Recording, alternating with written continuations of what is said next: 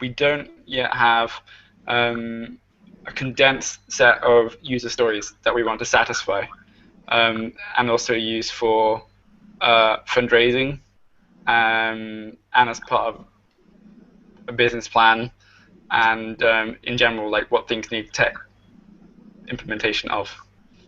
And there's a whole bunch of different features, but they don't all directly relate. It's mostly just what Alex suspects might be a good thing to do. Yeah, there's a lot of fragmentation for sure in terms of design. So yeah, I think we've got lots of pockets of sort of inspiration, and then quite a lot of question marks still. So yes, I think we really need to kind of like tie it all together.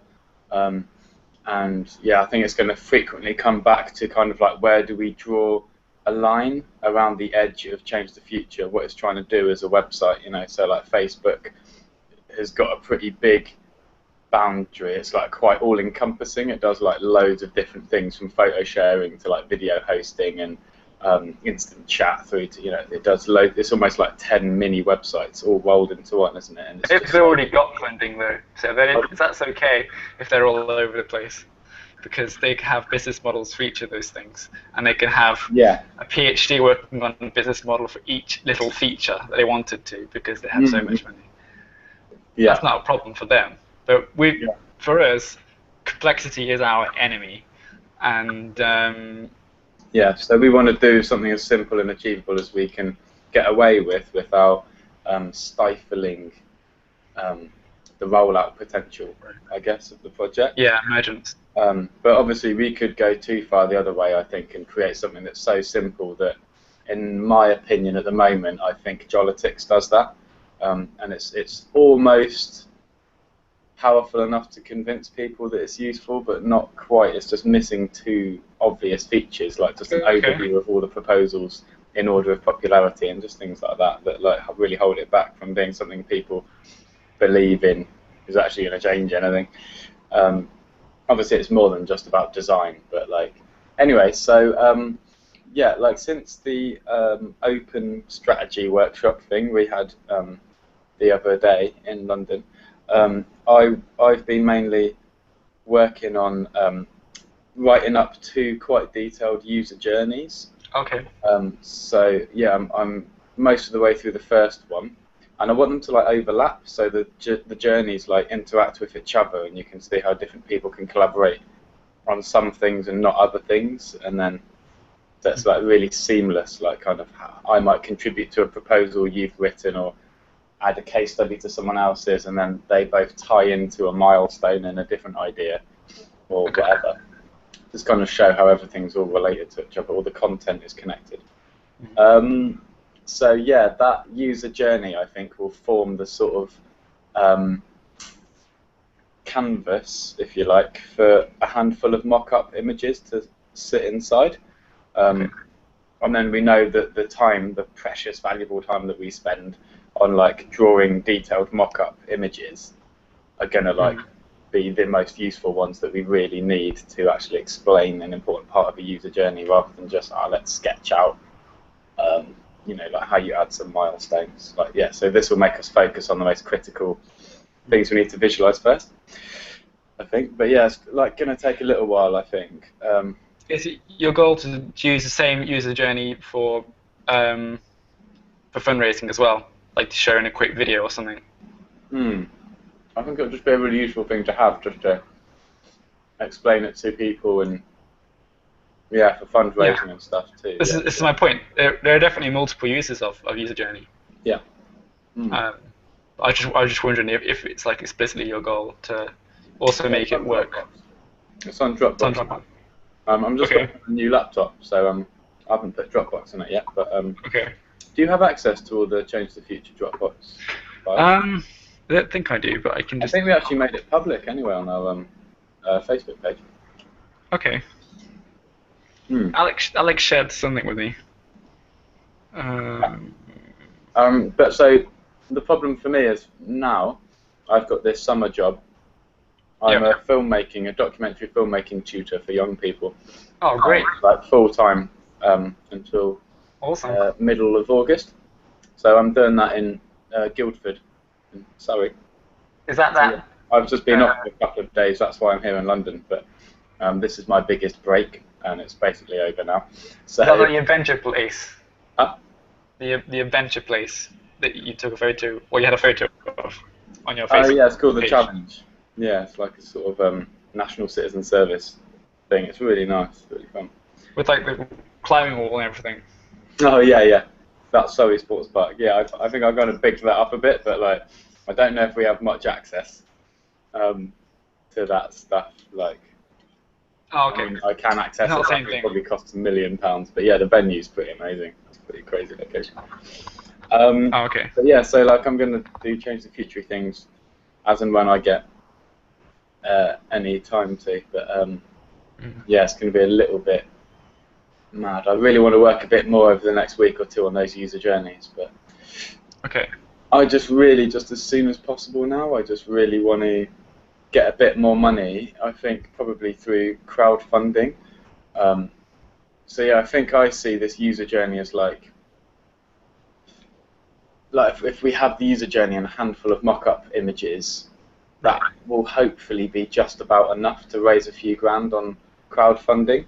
At which point, I really hope that particularly Charlie and I can step back a little bit and take on more sort of managerial roles, whereby we're sort of getting people to do all of the labour that we're currently doing or wishing that we could do, and just being more like decision makers and strategists rather than actually sketching and typing and researching. You know, we'll just be like managing people more, sort of thing. Yeah. And then we'll be able to pay them, you know, like a bit of money because it's so much easier to pay other people than yourselves. But like that doesn't apply so much to crowdfunding because you can spend it on what you like. But like most of the funding we've got so far, we can only spend on other people and expenses, not ourselves. Yeah. Yeah, definitely. So when we've got time, I'd like to help you make that user journey as concise and succinct and related to the core purposes as possible. Yeah. Or if I'm not needed, I'm not needed. That's great. I just want to make sure that happens. Yeah, sure, man. So that you do actually raise funding. Okay, yeah, well, today I'll link you to the document I'm working on. I've just kind of put little placeholder things in, just saying, I just find myself typing, and then it's just a really nice way to work, just kind of like a narrative, chronological narrative of like the actual journey someone's taking, and then I'm like, oh yeah, and then they would probably press this button, I guess. What would that look like? Oh yeah, so when they press that, it needs to be seen by the person who made the proposal. So yeah, like, I don't know, the process is good for my brain, I think. I just need to put some time. Yeah, so Charlie's away at the moment. He's at Buddha Fields. He's until today actually. He comes back today. Yeah. So I don't know how busy he is. I think he might be around a bit. I'm not sure what he's primarily wanting to focus most of his energy on right now. I think it would be really nice to have another open strategy workshop, but my next break is I've got like 2 back-to-back weeks. Normally I have a break between my weeks, but 29th of July. That's like I might be able to do like a half day or something on the 29th. Otherwise on the 5th of August. Okay. Oh, actually the 4th and 5th. I've got 2 days then. 4th and 5th, okay. Yeah, so one of those days we could do something. Okay. Yeah, that's probably better than the 29th. The 29th is going to be a bit of a sacred, like, 1-day break after 2 back-to-back weeks of residential work. It can be quite intense. I'm like, sometimes I feel like 1 or 2, like making sure that 15, 16-year-olds aren't like creeping into each other's bedrooms late at night, or like there's these Italian kids also on campus, and they're they were like hounding the girls that we're responsible for, like going up to their flat in the small hours of the morning and like trying to get in, and we're just like, oh god, and I'm on night duty, like. Oh dear. Yeah. All How many fine. how many people are you teaching? So I'm leading like a group of 12.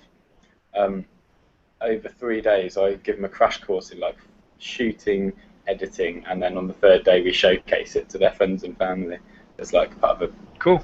little event where like all the other groups who are doing like drama and photography and enterprise and sports like all come together on the showcase and do all of their things they've been working on the last 2-3 days. It's really Cool. nice. Yeah, it's cool, man. It's really sick. All right, dear. I need to run away. Anything else you want to leave me with, or ask, tell me?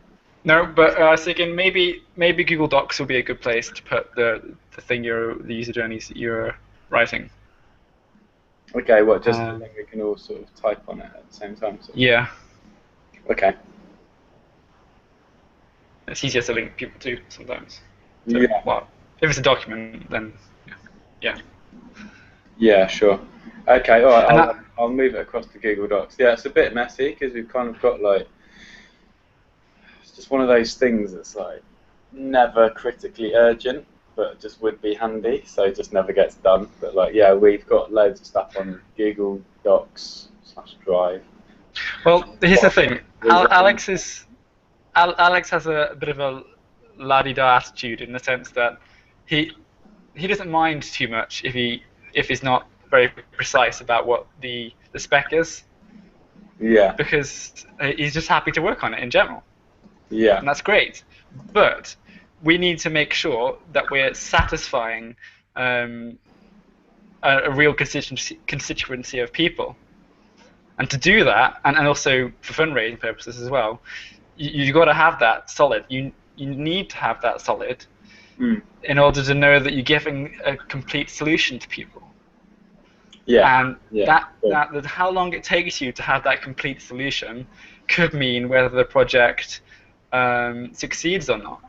Yeah, for and sure. So it's not somewhat important. It's not something, in my opinion, somewhat important. It's critical, in my opinion. This is how I would do it.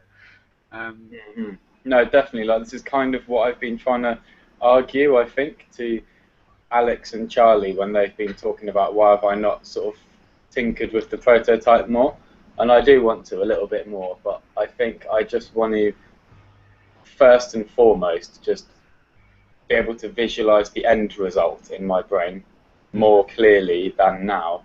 I want to prioritize doing that over tinkering with like the half-baked thing that we've got at the moment.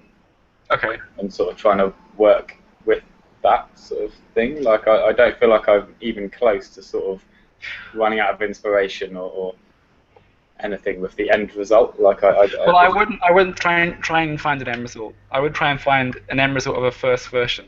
That's what I mean. Yeah, I don't mean kind of change the future in 2015. I mean I'm sure that process will evolve over time, but I just mean like the end result for the kind of first, what do they call it, minimum viable product. Yeah.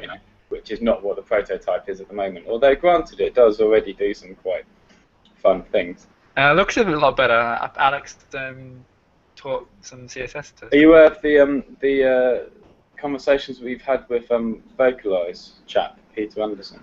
I haven't heard anything. Nope. Because he, Facebooked me saying, can we chat live now?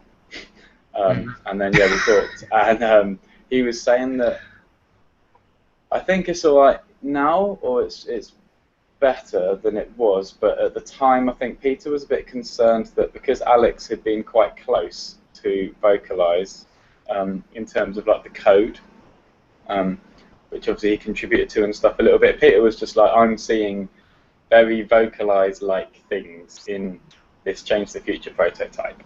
It looks like you're possibly doing some duplication here. And he was like, what do you want me to do now?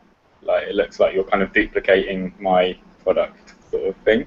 And he sort of, he wasn't like having a go, but he was definitely expressing like Well, this is got a nothing. quick somber recognition that we hadn't. Like, Localize is nothing. Localize is a small project compared to like how many other Change the Future and Localize are just like two of about 50 or 20 things that all across the globe are trying to affect constituencies. So let's look at the bigger picture, and yeah. I think where we left it at was, I don't think it was completely conclusive, but we were like, just firstly, details. Definitely none of the actual code is copied, so that's just resolved. But yeah, obviously it's trying to do some similar things, and we do want to cooperate and collaborate. We want to share information. I think in Charlie and Alex's mind, and probably mine as well, that slightly dodgily, I don't know, like they were kind of saying that they need access to the databases and all the information behind Vocalize, which I think is probably not the direction that Peter was trying to lead the conversation, because he's like, I think he's feeling a bit protective of Vocalize and a bit like, you're copying me, so I don't know how open he is to like being even more sharey. I mean, he's not been really particularly sharey with anything yet, but anyway, so I think that's what Alex and Charlie want. They just want to share all the information, although I don't particularly see how that works, because like, if Change the Future and Vocalize are sharing all the same information in terms of proposals, comments, milestones, all these sort of bits of data, then are they essentially just kind of different interfaces, like different skins almost? Like, yes, but they could have different features. Have different themes almost, like. Well, they might want to switch to.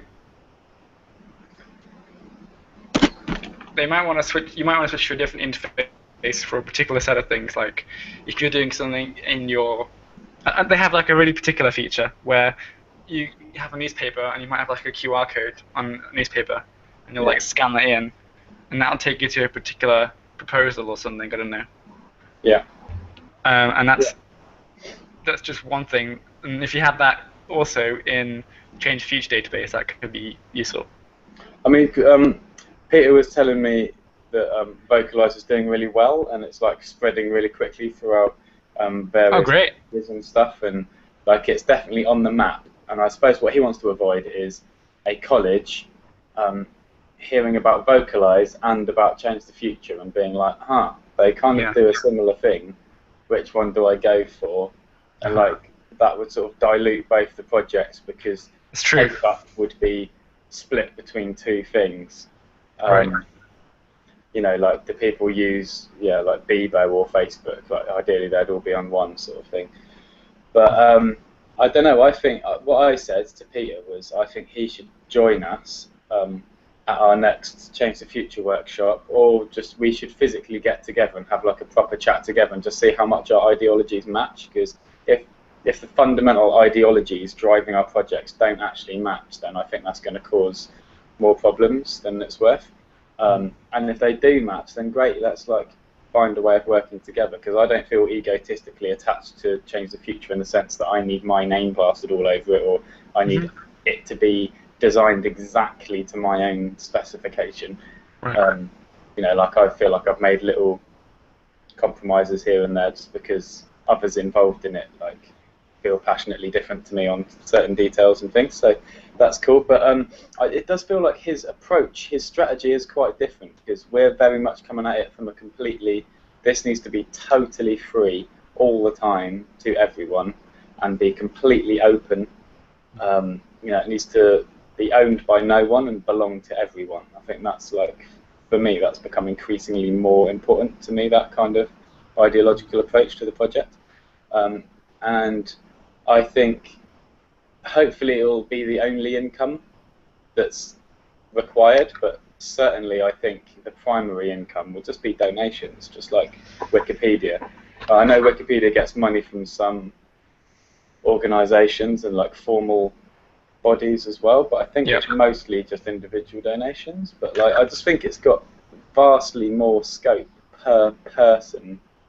It's got more attraction in terms of individual donations than Wikipedia, just because it's like you're pressing the button and it's changing your real world environment. It's changing your school. It's changing your city. It's changing your country. Like, I think that's something that people really value.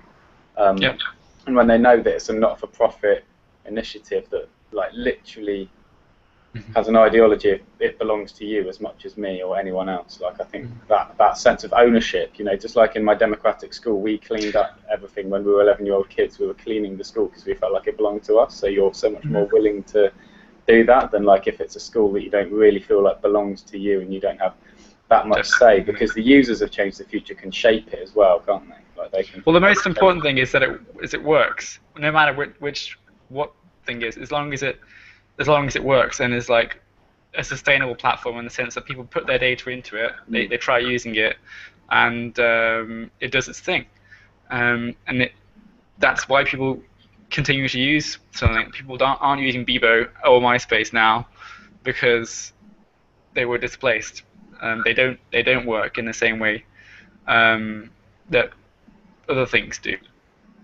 Yeah. Replace them. That's the main thing, and it can help to do that if you've got portability of data, as well as transparency behind the people making it. That could be helpful, definitely. Yeah. Currently, it's all closed source, pretty much. I think like I'm feeling more clearly in my mind now. Like, I can see the early stages of rolling this out, and I think it should be in quite, I mean, just like Facebook, like quite confined, tight, close-knit little bubbles to start with. So like we'd roll it out a little bit like Google Wave, or even Gmail had it back in the day, you know, where it's like by invite only. So it's not well, so was Facebook. Instantly overnight shared with everyone. It's like, yeah, so kind of people who actually request it, who are actively interested, people that we know or we know through friends or whatever, who are actually interested, like the woodcraft folk or student unions or whatever. They can start tinkering with it. And yeah, I just think if we can show it being used and then make a little video on that, a little case study on it being used inside little bubbles where there's already like a really clear authority who actually calls the shots at the end of the day, like inside like academy schools, for example, are quite sort of free to operate how they want to quite a large extent. Okay. So, and we've already spoken to academies who are really interested in it. So I think that those sort of bubbles are great environments to start using it, and then if we can just show like authority who's cooperating, like the head teacher of that academy school, like proactively supporting it, being like, cool, I see 19 proposals from students and staff across the school. This is really great. I'm going to click one. The most popular proposal I can see, students and teachers mostly agree on this idea, and they've over time developed it into a really realistic, tangible idea for something to improve, and some of them are going to chip in to make it a reality because a bit of work needs to be done or whatever. There's some case studies relating to existing similar initiatives in other schools across the country and blah blah blah. So I think as soon as we got that, that's just like, that's what's going to replace the user journey that I'm typing up now. I see, yeah. Well, and that doesn't need to be that advanced. I think that could be quite simple. Well, it definitely would augment it, if not replace. Yeah, just like yeah, we probably would.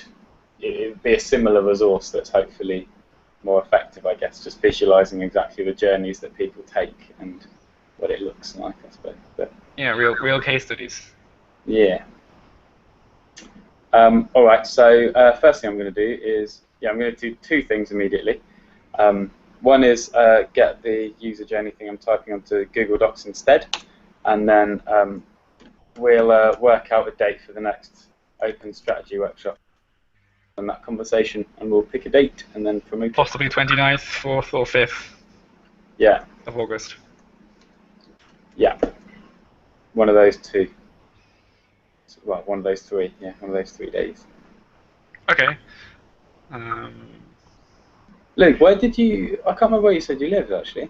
I'm in Coventry. Coventry. Oh, right. Oh, yeah. But I haven't been there very much. I had a friend who lived there. There's no reason why you should be here. Yeah. What's it like? Do you like living there? Actually, it's not so bad at the moment. Do you freelance full time then? Yeah. Well, I'm working on my own project a bit, but other Yeah. than that, me and Alex has some wild work to finish. When did you finish study? Well, I decided to bugger off from university after completing my first year, and I just went to San Francisco to do some pitching for Thought Trail to see how that would go. But apparently, the economy was destroying itself due to the oil peak in 2008 and so on, and fundraising didn't go particularly well. But it was a fun experience meeting people there. And since then, I've just been working on little projects of other people's and my own a bit on the sides, which have morphed as technology has with the whole mobile revolution that's happened and the web app revolution. Yeah, I'm definitely interested in the stuff you're doing, man. It looks definitely interesting, for sure. Thanks. Yeah, I mean, I'm going to be looking for partners for that, and also clients. People that want to have things visualized that would be able to put in enough capital to improve the system and have a sustained business model for it, because then visual language could be affordable to people, and they could either DIY or they could pay for an illustrator to do it, and we'd take a cut, so it would be sustainable as an operation, and we'll be able to branch out, experimenting with different kinds of visualization methods, which is the plan, not just to have RSA animate cloning. Yeah. It's just an early test. Yeah. I mean, all right. Let's chat soon and pick a date to meet up and shit like that. Okay. Cool. Cool, man. Nice one. Good chatting to you. Look forward to seeing the document. Yeah. Cool. All right. Nice one, man. Take care. Bye. Bye.